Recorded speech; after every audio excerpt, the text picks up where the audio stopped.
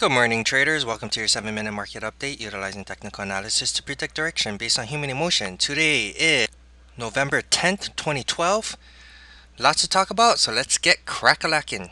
Alright, so this is a chart of the SPY, which is ETF that tracks the S&P 500. If you didn't already know that, this is the daily chart. Lots and lots and lots of lines on here, but as you could see or can see from the previous video, we had already talked about most of the lines here, so it's not really a big deal. It's not that confusing. Just rewind to the previous video from this one and you'll understand what all these lines mean. However, I guess for the purpose of this video, I can definitely delete these lines because they will not hold water anymore as of now. But this line here, which is the trend line, this should hold some water. This should hold some resistance. If we can even get there, I would probably take another short. We are literally in a daily downtrend, so that's not anything new that we didn't talk about before. And here's the cool thing: we had a level here that I talked about last week, which is 139.21. Had you taken this trade, you would have been in the money, obviously, right? And then we had another level here at 137.51. And had you taken this trade, and when I mean take the trade, I mean intraday, you would be definitely in the money. So before I get into what I think is going to happen next week, let's get into what happened this week. Alright, so this is a chart of the SPY. This is the 10-minute chart, which is the intraday chart. And, as we all know, the elections was on November 6th, and we had all this, exciting times in the stock market. But the fact remains that technical analysis is technical analysis. Doesn't matter who got elected. It did matter in the sense that when Obama got elected, obviously the markets took a big dump, but I still think the markets would have pulled back, just maybe not as dramatically as if Romney got elected. You know what I'm saying? It's just that because we're in major support and major resistance levels, or now major support levels, we're going to get pullbacks and we're going to get bounces, and that's just the bottom line. These mathematical calculations seem to be holding up, and they seem to be holding up quite well as of late. So, this was on that day of the 7th. Switching back to the daily real quick, that's this candle here. And I just recently said that you would have been in the money if you had taken the 139.21 trade. So let's take a look at the 10-minute chart and see what that looks like. On the 10-minute chart from the line that I just drew here, we went right into this 139.21. The low of this candle was 139.06. So I missed it by quite a bit. But let's just say you had taken this intraday on this candle here. Not only did it create a nice perfect hammer candle, and it's in the 139.21 level, as you can see. Let me just zoom in over here just on this day. Alright, so it's on the 139.21 level. It created this nice hammer candle on higher volume from the past previous days. Why wouldn't you go take a long trade on this? Why wouldn't you? I mean, in my opinion, that meets all my requirements. That's all I need to know. Take the long trade. Took the long trade, and then the low, or if you had taken it at 139.21, the high of this candle was 140.59. Okay, so it's definitely a $1, at least a $1 gain. All right, so let me just zoom out here. Now you guys all know, or the ones that have been watching my videos, and if you're new to watching my videos, these mathematically calculated levels again are something that I invented, something I made, so you're not going to find this anywhere else. I'm not going to charge you guys for using these mathematical calculations. I'm always going to have it provided for you on a weekly basis at least. And again, they work three ways. They're either going to work intraday, on the gap, or on a multi-day trade. So in any case, everybody knows that's been watching my videos. If you're new, once it does hit my level, however, I consider it use and abuse, and I cannot rely on it anymore. And that's because it's like one time only, and then the chances of it bouncing off of these calculations again, the odds just aren't going to be as high, unless right now, for example, this is considered support. I could also use it as resistance, but that's all that I would do. Okay, so we got the first hit here, right? You would take a long trade all the way up here, and then when it comes back down here, you could have taken a long trade again for an intraday scalp, but that's just not something. Again, after it hits it the first time, I figure it's use and abuse. Sure enough, it breaks down, comes back up, it comes close to it, but not really. It comes all the way down into the 137.51 level. In fact, the low of this candle was 137.55. This level here is 137.51. 1. So this mathematically calculated level was about 4 cents off. You notice the color differences in these two mathematically calculated levels. They're both different calculations. That's why I have it marked as pink and yellow. And if you've been following my videos as of late, you'll know that the pink ones hold a little bit more water than the yellow ones. The yellow ones I'm still trying to figure out, how to fine tune it and stuff. I have been fine tuning it, but it's not as good as the pink ones. But I just wanted to make a different calculation so I could get, more trades in there, right? But as of now, the pink ones hold a little bit more water, and in fact I missed it by 4 cents, which kept me out of the trade. Unfortunately, I had a trigger in for 137.55. Interestingly enough, but my order didn't get filled, even though it got to as low as 137.55. Okay, I mean, just because it gets to that number doesn't mean your order is going to get filled, and in my case it wasn't able to get filled. In any case, it goes back up into the 139.21 just like it came here. But if you notice, this is what I do a lot with these calculated levels. If it misses the calculated level by this much, all right, now this is just a rough guesstimate here, obviously, but you can do the calculations. Then let me just move this back. You know what? Let me just zoom in here so it's a little bit easier. If I miss it from here to here, that's about how much I missed it, right? Just roughly. I can move this all the way to, where did it go? Over here. And so when it comes back to retest it as a resistance line, because it used to be support, first hit, just like that. You see that? That's where I would have taken it. You draw a line.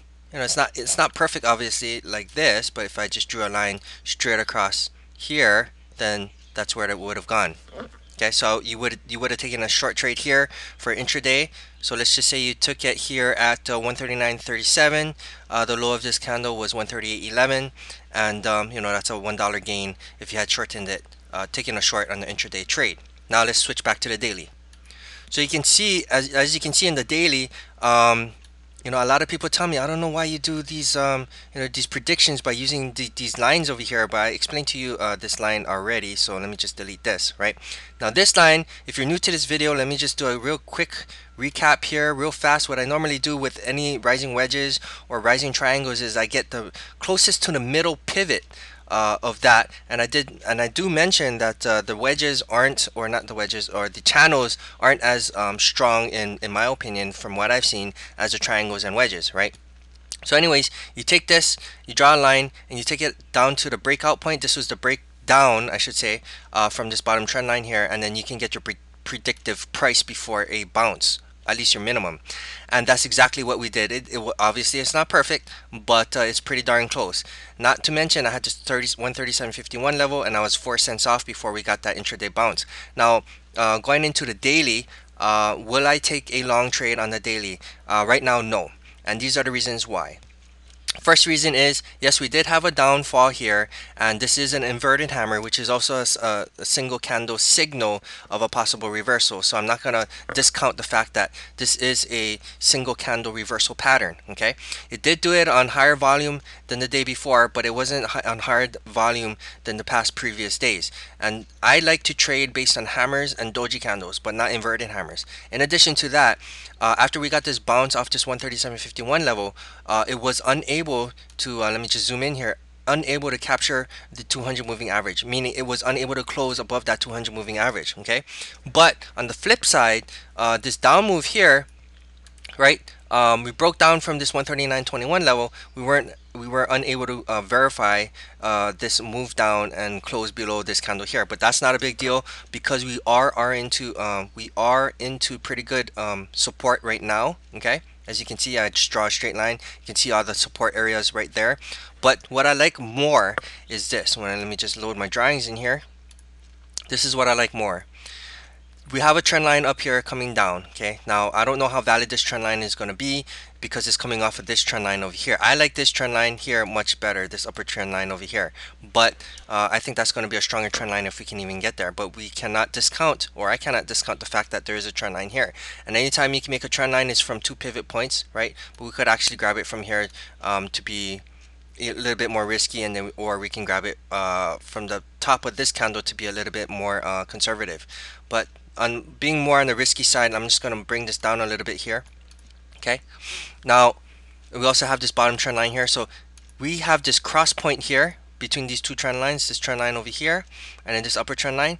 Now, what I'm going to do is I'm going to delete these lines because they've already met the requirement. That's proven to work. As you can see from these videos, it worked twice already. So you can't, well, nothing works 100%, but you know, it obviously does put the odds in your favor that those estimated results may or should happen. Okay, I'm not gonna do that. Anyways, again, we were unable to capture the 200 moving average. So going long now, yes, I do think that there is a possibility that we could get a bounce because we are in pretty good support. However, I did do a recalculation and I have another level here at 135.40. Okay, so remember that level 135.40. Now we may get a bounce around here if we do trade lower because this is where the gap fail point would be. However, this mathematically calculated level is at 135.40. The low of this candle here is 135.58. Okay. So what I would probably do is take a long trade at the low point of this candle here, which is 135.58, because it's close enough to the 135.40. All right. So if so, one of two things. If we break down, meaning we continue down, I'm taking a long trade at the 135.40. The reason why I didn't take the long trade at the 137.51, even though in the previous videos I said I would take it, is simply because I missed a trade. I had my trigger set at 137.51. I'm sorry, 137.55. It did not trigger. It had already bounced intraday. That trade is off the table for me. Okay, if I don't catch it at the level that I want it, then I wait for the next one. I do not trade stocks. That is not something that I do. That's something I used to do, and every time I used to chase stocks, I would end up losing money. Let me tell you why. If I had actually, if my order got filled at 137.55, then intraday I could, as the candle got higher here, as price got higher all the way up to 139. That's a $2 jump, right? As it got there, I would have immediately have put in already my break-even stop. Once I put my break-even stop, I cannot lose money. Well, I guess I could if the market just crashed, but the chances are that I won't lose money because I had already put that break-even stop in. If it had reversed like it did, right? If it had reversed on me like it did over here, I would have been stopped out, break-even, like I never took the trade at all from the start. But because it didn't close back down to the 137.55, I actually closed at 138.16. If I had taken the trade now, if I take the trade say tomorrow at the open, let's just say the SPY opens at 138.16, then I would obviously have an issue in case we come back down. So I would have been protected basically if I don't catch it right at my order 137.55. If I didn't catch it at that, and trust me when I say I'm not going to brag about the 137.55 being the low of this candle because it's not something that I calculated or anything like that. I just saw this 137.51 and I figured, you know what, I'll just put in an order for 137.55. Basically I got lucky. All right, I didn't make that call like because I'm some sort of genius or anything. I just averaged it out to 137.55. That's all I did. Okay, so I'm not gonna brag about that or anything. In any case, so my order didn't get filled, and because it didn't get filled, it already closed a little bit too high already. It's 138.16. I'm not going to take a long trade here because it's not worth it to me. Because if I take a long trade here and the market goes down on Monday, then I lose money, right? If I had taken it at 137.55, I would be in the money today with a break-even stop. And even if we reversed on Monday, it wouldn't be such a big deal. I mean, even if we continue down on Monday, it wouldn't be a big deal to me. I would just stop out break even. If we continue higher on Monday, then I'm in the money. But because again I didn't catch it at the bottom, I am not taking this trade. What I will do, however, is I will wait for the SPY to reach the next resistance point, which is right around here. You have this pivot point down over here, and you have this down trend line here. This is a nice, very nice spot around here to take another short trade, in which case I will short again, because then it will be with the trend. Okay, and again, another reason why I wouldn't go long here personally is just because it'd be a counter trend trade. And again, counter trend trades are a little bit more riskier, right? Because if you're wrong in the move, at least the trend will be in your favor. If I take a short trade here and I'm wrong in the move, at least the trend is in my favor, that maybe it'll hit a double top and maybe continue down that way. You see, I'll have more resistance points than I will have support points. Okay, so right now we are into pretty good support here at the 137.51. We could get a bounce. I don't think it's gonna pass this area here. Obviously nothing's 100%. And if we somehow continue to break down all the way into this 135.40 level. As you can see, I created this calculated level on the 8th. So I just calculated it a little while ago, um, on Thursday. If it gets into this 135.40 level, I will probably take a long trade. Now, I don't mean like say it does this, it goes down and then it kind of consolidates and back in retest 137.51, then the 135.40 level I will not take the trade, because it once you consolidate, it builds power to push lower, or if you consolidate in an up move, it builds power to push higher, and that's just the bottom line. But if we can somehow continue down right into the 135.40 level, then I'm taking a long trade. Now, the only exception I have to this rule is next week is Friday is the week that options expire. Okay, let me verify that. Yes, next week Friday is the third Friday of every month. Options will expire. Actually, options expire on Saturday, but the last time you can trade contracts or buy and sell or execute contracts is going to be on Friday. And because that is the fact, most contract writers are going to be the institutions, the banks, the big dogs, okay, the guys with billions of dollars. They write the contracts. You're the one that's buying it, and I'm talking about majority. I'm not saying you guys don't write contracts. You can write contracts if you wanted to. The whole point is they have a lot to lose if you're in the money on the contracts, right? So there's going to be a lot of market manipulation, a lot of volatility in the markets. They're going to whip the markets up. They're going to whip the markets down. They're just going to do all kind of crazy stuff to get you to dump your options, to get you to, panic. And in the end, on Friday, they're going to close it at where they'll lose the least amount of money. What I mean by that is because they can control the markets with the billions of dollars that they have, all they need to do is close the price on Friday, so your option basically expires worthless. I mean, you think about it. You got the Greeks you got to worry about. You got Delta you got to worry about. And more than likely, you're going to have Theta to worry about because you only got 1 week left on this month's option. So unless you're going to day trade with options, a lot of people will probably lose money if you're into an option, say, since last month, because time theta is just going to eat you alive. Regardless, the fact is a lot of institutions have a lot to lose, so they do a lot of market manipulation to get people out. And you'll see, and if you've been watching my previous videos and you're new to watching this one, you'll see in my previous videos I talk a lot about the week that options expire, and you'll see a lot of volatility. And if you've been following my videos, you'll know that that it may not look like that on the daily chart, but intraday you'll see the market spike and the markets drop. There's going to be a lot of head fakes. There's going to be a lot of bear fakes, or breakout fakes, and all sorts of stuff. They'll play the game to play you. So just keep that in mind. But my levels are my levels. What do I mean by that? If options, the week of options, next week, basically, the institutions decide that they need more people to go short the market because they were long previously.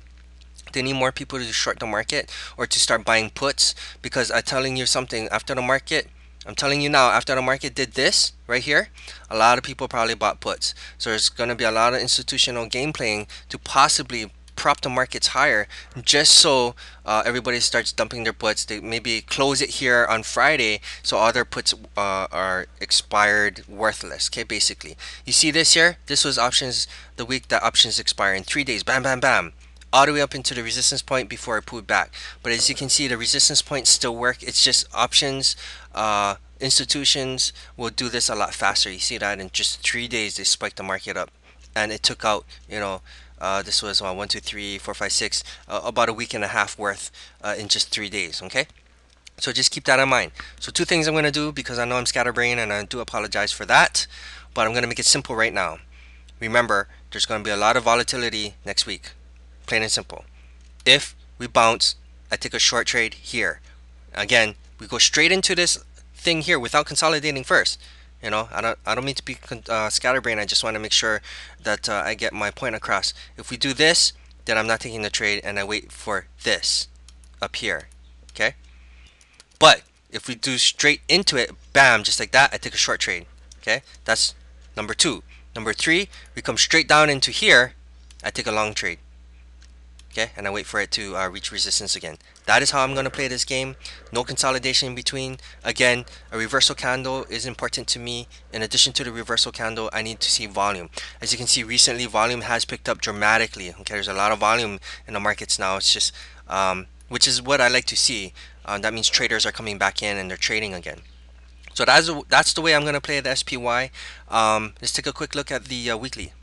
Alright, this is the weekly chart of the SPY. And delete all my drawings. And I'm just going to tell you guys, remember I told you that it wouldn't be unheard of for the weekly chart to retest this 50 moving average over here, right? Remember that it wasn't that far off, and sure enough, we already went into the 137.51, and now we have this other 135.40. So we could potentially on the weekly get a bounce right around this 50 moving average. So just something that you want to keep in mind as well. The higher time frame is going to be more value than the lower time frame. What do I mean by that? The 10-minute chart. Uh, I would put more value on the daily than the 10-minute, and I would put more value on the weekly than the daily. Okay, and monthly and stuff like that, I really don't follow that because I'm not a long-term trader. Okay, now let's take a look at something else. Let's start looking at the big boys. This is a chart of Apple. This is the daily chart, and a lot of people thought, "Hey, you're crazy. 511.38. You are on crack for thinking that the stock will even reach this price here." And look what happened. I mean, we broke through this double bottom over here. Right, we broke through it like butter. Possibly intraday we got an actual bounce. I don't know. I'm not gonna check it because I'm running out of time here.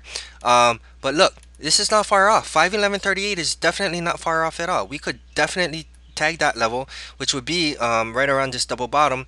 There's another resistance point over here, so maybe you could consider this a triple bottom. I really don't play the triples, but because I have this 511.38 level here, I mean it wouldn't be unheard of to actually take that trade. In fact, let me see if there's a Fibonacci retracement here. I don't know. Let me just take a chance here. Nope, doesn't look like it. Anyways, looks like we already got a bounce off of this 50% retracement level here. So, to make a long story short, Apple is almost at the 511.38. I mean, it's not unheard of. These calculations, they work. They've been working actually a lot better than recently. All right, most importantly, let's take a look at the dollar, because we all know that the dollar is inverse to the markets, right? Dollar up, market down, dollar down, market up, and vice versa, right? We did talk about this breakout, and we needed a validation, right? I wanted to say confirmation, but a lot of other people out there use the word confirmation. I'm just going to make my own called validation. All right, it's not a big deal. It's just a different word, but the principles are the same. I discussed this about to you guys last week in the previous video, that we had this breakout, but we needed to validate it by closing above the high of that candle, and that's exactly what we did. And because we had that validation, that we can pretty much determine that this 81.26 level will probably get tagged, and we got pretty close to it.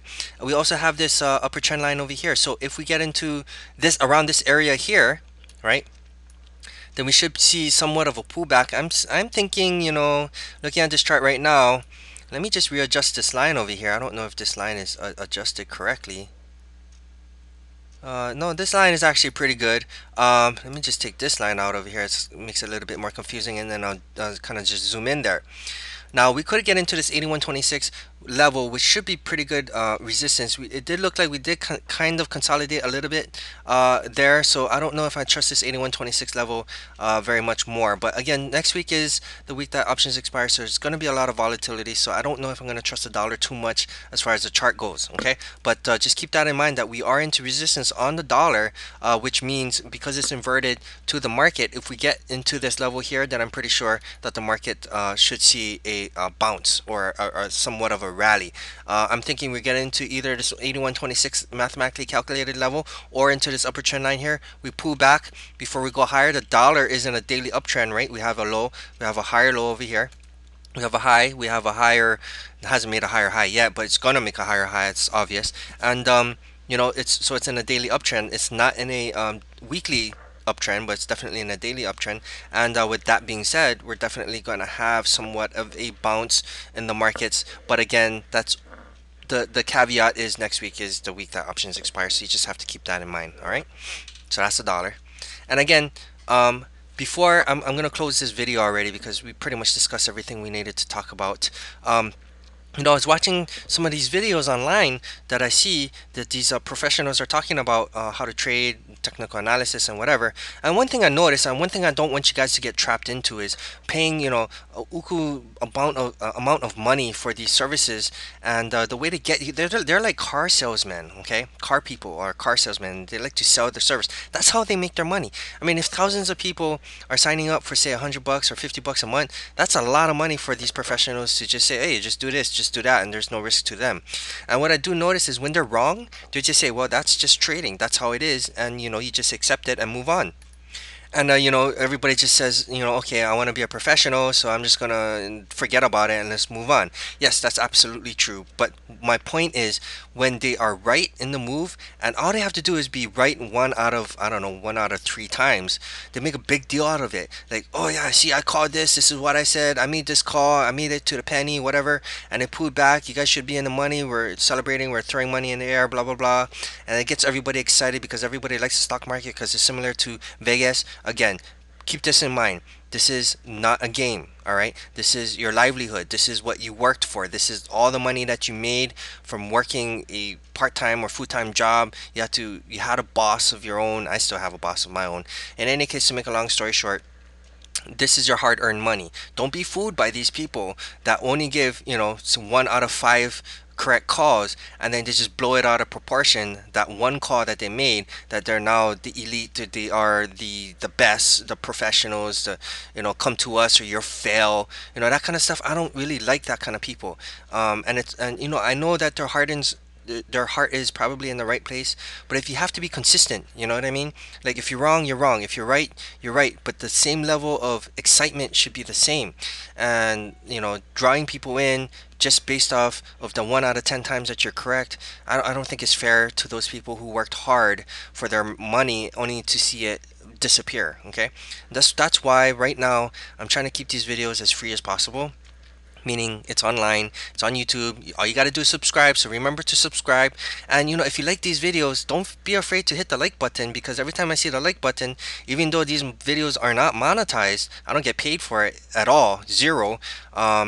If you just hit the like button, it sometimes gives me a little bit more, energy to continue to make these videos. I mean, if you guys like these videos and you want me to continue to make it, I'm not going to charge you anything for it, but clicking the like button kind of just, makes me smile sometimes. Anyways, I know I sound like a little crybaby, but what I want to just do is warn you guys out there right now that, paying for a subscription for guys who are good, don't get me wrong, it's not a bad thing, but just don't get suckered into those who make one good call, blow it out of proportion, and then all of a sudden they're kings of the castle and they can make you millions of dollars. Find the ones who are consistent. Find the ones who are humbled, because those are the ones that are going to make you the money. And those are the ones that are going to teach you how to trade professionally, how to keep the emotion out, because emotion, again, and I'm going to say it time and time again, is the biggest thing in trading. If you don't have that control over your emotion, then it will be very difficult, not impossible, but it'll be difficult to trade and trade successfully. Okay, I just wanted to put that out there, because I just, I'm concerned when I see these kind of videos, like, wow, I almost want to sign up for it. But then when I track and follow these people and I look at previous videos and I'm saying, hey, you're only right one time out of this five, and all of a sudden you saved the world, right? I know I'm blabbing right now and I'm ranting, so you can pretty much just close this video anyway. I'm into 28 minutes. So yeah, subscribe if you like these videos. If you really like these videos, I guess click the like button. And again, thank you for taking the time out of your day to watch these videos. It's the reason why I make them. And God bless to you all. Good luck to your trading next week, and I will see you hopefully in the next video.